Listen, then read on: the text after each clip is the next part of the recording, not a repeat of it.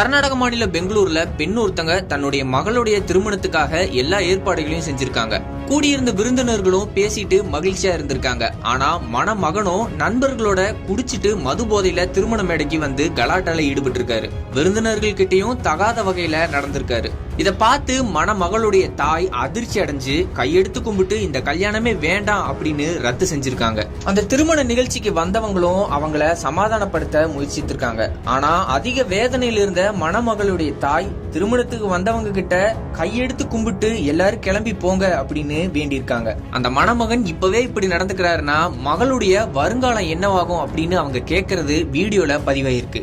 ஆரத்தி தட்ட மணமகன் குடிபோதையில தூக்கி வீசினதா சொல்லப்படுது. இதனை பார்த்ததும் மணமகளுடைய குடும்பத்தினர் அதிர்ச்சி அடைஞ்சிருக்காங்க. இதை தொடர்ந்து அவங்க இந்த திருமணமே வேண்டாம் அப்படிங்கிற முடிவுக்கு வந்திருக்காங்க. அந்த பெண்ணோட முடிவுக்கு சமூக ஊடகத்துல பலரும் பாராட்டுக்களை தெரிவிச்சிட்டு வராங்க. குடிகார நபர்கிட்ட இருந்து மகளை காப்பாற்றி விட்டார் அப்படின்னும் விலைமதிப்பில்லா மனித வாழ்க்கைய பாதிக்கிறதுக்கு பதிலா ஒரு சில மணி நேரம் மன அழுத்தமானது சிறந்தது அப்படின்னு விமர்சனங்களை பகிர்ந்து வராங்க. துணிச்சலா அவங்க எடுத்த இந்த முடிவுக்கு ஆயிரக்கணக்கானோர் இந்த வீடியோவை லைக் பண்ணி ஷேர் பண்ணிட்டு வராங்க.